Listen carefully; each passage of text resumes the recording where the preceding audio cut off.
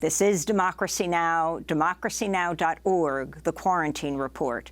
I'm Amy Goodman here in New York, the epicenter of the pandemic, with my co-host Nermeen Sheikh, usually sitting right here at my side, but joining us from her home to keep us all safe and stop community spread. Hi, Nermeen. Hi, Amy, and welcome to our listeners and viewers around the country and around the world. Well, we're going to begin right away with our first segment. The White House is unveiling new guidelines today aimed at rolling back states' stay-at-home orders, protecting against the spread of coronavirus. President Trump's call to wind down social distancing came as the United States recorded more than 2,400 deaths in just 24 hours, the highest one-day death toll for any nation since the start of the pandemic.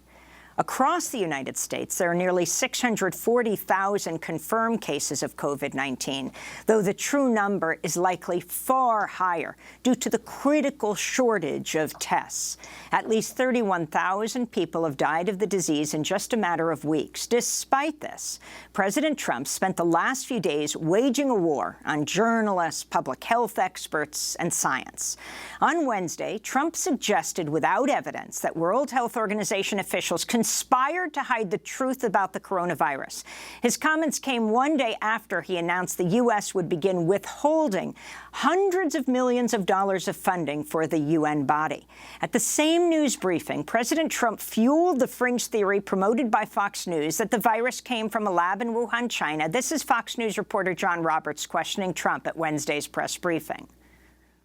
Mr. President, multiple sources are telling Fox News today that the United States government now has high confidence that while the coronavirus is a naturally occurring virus, it emanated from a virology lab in Wuhan, that because of lax safety protocols, an intern was infected, who later infected her boyfriend, and then went to the wet market in Wuhan, where it began to spread. Does that correspond with what you have heard from officials? Well, I don't want to say that, John, but I will tell you more and more we're hearing the story, and we'll see. When you say multiple sources, now there's a case where you can use the word sources, but we are doing a very thorough examination of this horrible situation that happened. This came just one day after the Pentagon's top general, Mark Milley, said the coronavirus likely came from natural sources, not a Chinese lab. On Thursday, China's foreign ministry spokesperson responded. China's position on the origin and means of transmission of the novel coronavirus is clear. We will always believe this is a scientific issue, which should be studied by scientists and medical experts. I would like to remind you, the head of WHO has repeatedly said there's no evidence that the coronavirus was made in a lab. Many well-known medical experts in the world also believe that claims of the so-called laboratory leaks have no scientific basis. The scientific journal The Lancet has said the virus seems to have come from wildlife. Well, for more on the origins of the coronavirus, Trump's response, and where we go from here, we're joined by a zoologist who has long studied diseases that cross the animal-human divide, and who for years has been sounding the alarm about a coming pandemic. Dr. Peter Daszak is with us. He's a disease ecologist, the president of EcoHealth Alliance, a nonprofit that works globally to identify and study our vulnerabilities to emerging infectious disease. EcoHealth Alliance has been studying coronaviruses in China since the end of the SARS outbreak in 2004. This coronavirus is really called SARS-2. He's joining us from the Hudson River Valley in New York. Welcome to Democracy Now! It's great to have you with us. So if you can unpack what we just heard, it goes to the issue of the origins of the coronavirus. Especially interesting that President Trump is raising this now as he's being seriously attacked for the United States' lack of action and delay. And so he is striking out at as many sectors as he can. But talk about the origins of the coronavirus, Dr. Daszak. Yeah, great to be here. Look, first, the idea that this virus escaped from a lab is just pure baloney. It's simply not true. I've been working with that lab for 15 years, and the samples collected were collected by me and others in collaboration with our Chinese colleagues. They're some of the best scientists in the world. There was no viral isolate in the lab. There was no cultured virus there's anything related to SARS coronavirus 2. So it's just not possible. And like you say, it's really a politicization of the origins of a pandemic, and it's really unfortunate. The stories, as President Trump said he's been hearing, have been around since day one of the outbreak. And they're around in every outbreak. Every single outbreak of a novel virus, somebody somewhere says, well, this has been manufactured in a lab. In fact, a few weeks ago when this started circulating, I Googled HIV is man-made. Do it yourself and see. There are people out there who still believe this is a bioengineered virus that's spread around the world. It's just really unfortunate. And I don't really know why these conspiracy theories get such traction. I think that people just have trouble understanding what's going on the planet. We've been studying the origin of emerging diseases. About 75% of every new emerging disease, think about Ebola, H1N1 flu, H5N1 flu, these pandemic viruses that emerge originate in wildlife. Every species of wildlife carries viruses that are a natural part of its biology, a bit like we have the common cold and herpes, cold sores. They don't really do much to the species in the wild. But sometimes when we make contact with them, we pick up those viruses and they can be lethal. Most times they're not, but every now and again we get a lethal virus.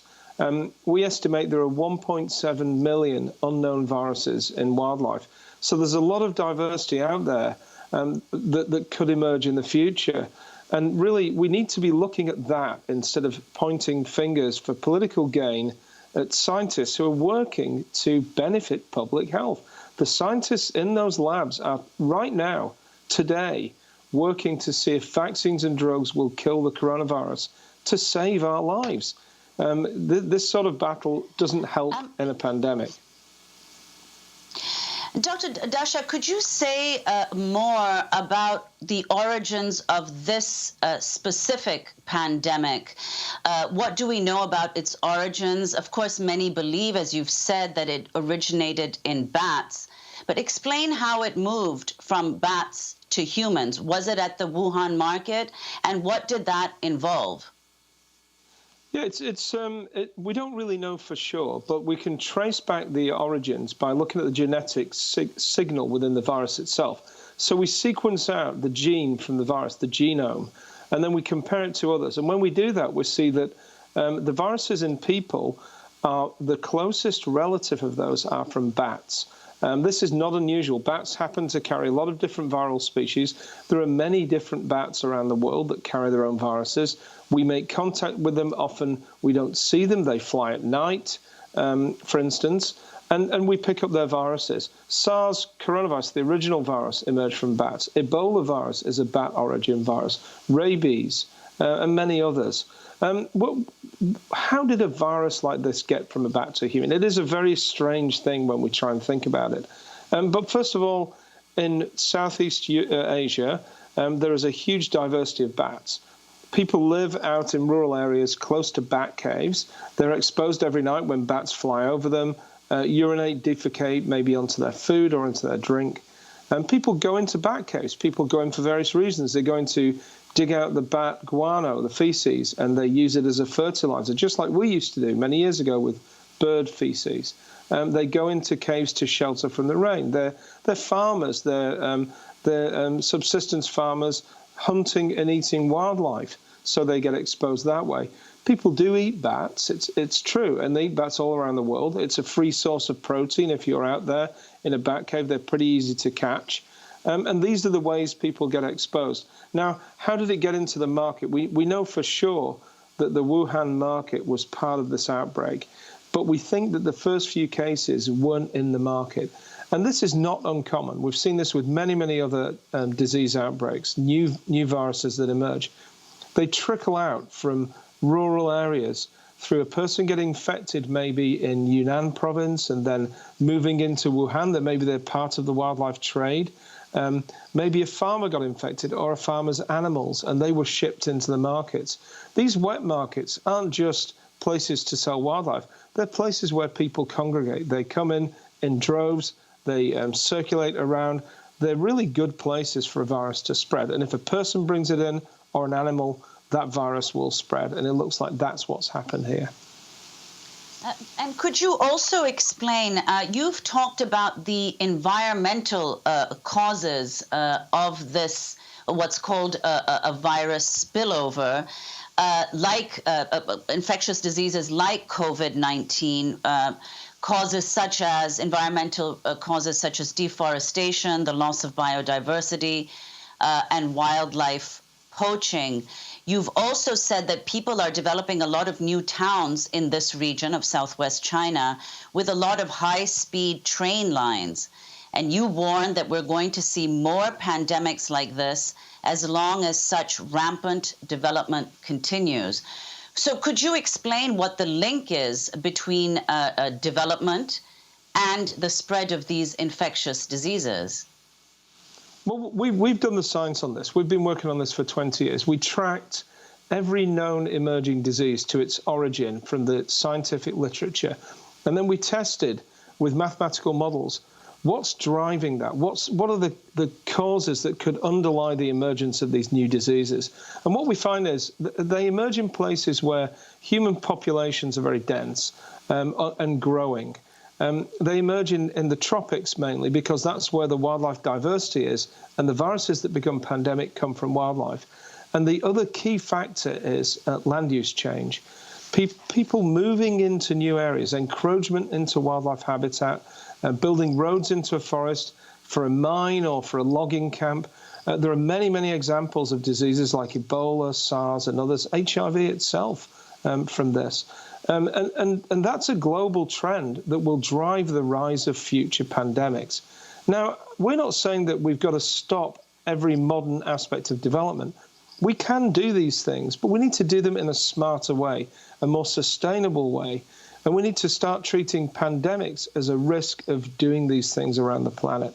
We've got to reassess our relationship with the environment and reduce our ecological footprint. It's to the benefit of conservation. It'll reduce climate change. It will also stop us getting sick. And I think that's a really important point. For folks on the right who aren't interested in conservation or climate change, what about your own health? We are making ourselves sick by making the planet sick. And that's really the message that needs to come through from this.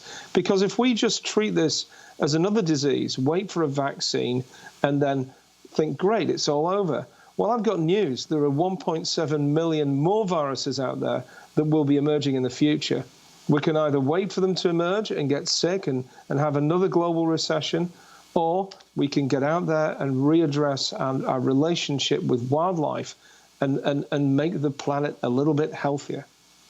Let me ask you about a recent tweet, Dr. Daszak. You refute the widespread belief that COVID-19 is a black swan event, pointing to a 2013 Wired article that said, quote, there are bats carrying a virus that can directly infect people and cause another SARS pandemic. If you could comment on that, and also the idea that if this came from a virology lab, there are labs, of course, in China, there are labs in the United States. It doesn't have to be a conspiracy theory that released on the world, but the idea of perhaps there weren't the proper safety precautions or someone inside the lab somehow got infected. That can happen in any virology lab in the world.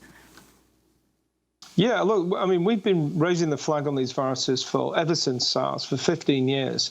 We went out to work in China with our colleagues out there with a specific goal of saying, where did SARS come from? It was an alarm call, SARS, because we had 8,000 people infected. 10% of them died, a very high death rate, but it didn't go to a true global pandemic like COVID-19. So we went out to China and we started looking into wildlife origins of this virus. And what we found was really surprising, a huge diversity, dozens, hundreds of bat origin coronaviruses. We found evidence that they were continually spilling over into people. We looked at rural populations in southwest China and found 3% of them had antibodies to these viruses. And we estimate that the exposure across Southeast Asia is about 1 to 7 million people a year, just by living in rural areas where bats live. So it's not just an expectation that we'll have more events. It's a certainty. And we started saying that. We looked at the viruses bats carried, and we showed that they can actually already infect human cells in the lab. They can cause disease, like SARS in some of the mouse models for SARS, and they evade the vaccines that were being developed at the time. And this is not unusual. You know, there are many other viruses. There are viruses related to Ebola that we don't know much about. We don't know if they infect people. There are viruses related to influenza out there that we don't know what they do in people. But the way to deal with this is not to wait for them to emerge and make us sick. The way to do this is to get out there ahead of the curve, find out what's out there in wildlife, find out who's at risk, work with the people on the front line and reduce that risk. And you know, that's a really important public health message. It's also a really important message for international development. These viruses tend to emerge in poor countries in the tropics, just by the nature of where wildlife live. Countries that are less able to deal with outbreaks. So sending our taxpayer money to those countries is very unpopular with the current administration. But it not only protects them, it protects us. It's a right-wing agenda and a left-wing agenda. Now, on the issue of whether this could be a lab release, well, this is the problem with conspiracy theories, you know. It's impossible to say that it didn't happen, and it never will be possible. Even if you showed video evidence of every hour of everybody working in that lab, and there are video cameras up there. These are biosecure labs with very high-tech, sophisticated security systems. Even if you showed all the notebooks, the conspiracy folks would continue to say, well, it's a cover-up. Clearly something happened, and these are doctored notebooks, doctored videotapes. The point is that let's look at the balance of probability. That's what you have to do. We have a few hundred technicians and scientists working in these labs. They do not have a problem with staff or with security or with loose controls. These are very well-run labs. They've been inspected by the US CDC, by people working in BSL-4 labs, high-security labs in the US, in France, and internationally. They're accredited by the US. So it's ironic that now we're saying they're not very well organized. We actually inspected them properly and allowed them to open. You know, the cables that were reported in that... Sorry, yeah. Dr. Daszak, if I may just interrupt, we only have a minute, and this is a question that we have to get to before we move to our next segment, which is on India. You know, there was widespread belief that COVID-19 would cause hundreds of thousands of deaths in the developing world, from India to Brazil, and that millions would be infected, but that's not yet happened. Your response to why that might be the case and whether we should expect something different in the future. We have a minute. Well, yeah, look, rich countries test more. We can afford it. Poor countries don't. And what I expect is that there are a huge number of hidden community transmission in poorer countries around the world that is going to create an incredible problem in the future. Who's going to deal with that problem? Countries that can't afford to are going to seek support from their colleagues and their allies around the world. It's going to go through the WHO, the very organization we heard yesterday we're going to pull funding from. It's a travesty. And again, if we let that happen, we will see this outbreak continuing to cause problems in the developing world, and it won't go away, and it will affect us. We're never going to be free from a pandemic if we allow a virus to rage uncontrollably in countries that are out there with travelers coming back into the US. So again, it's misguided, it's short-sighted, and I really hope we address this quickly and aggressively, because I really feel that it's going to be impossible to do social distancing in the favelas of Rio and the slums and some of the places where people are already disenfranchised because they're considered illegal squatters. So there really are going to be issues around the world with this coronavirus in poorer countries, for sure. Dr. Peter Daszak, we want to thank you so much for being with us. Disease ecologist, president of EcoHealth Alliance, a nonprofit that works globally to identify and study our vulnerabilities to emerging infectious disease. When we come back, we speak with the acclaimed author Arundhati Roy about the coronavirus in India and the political implications of the crisis. She says the pandemic is a portal. Stay with us.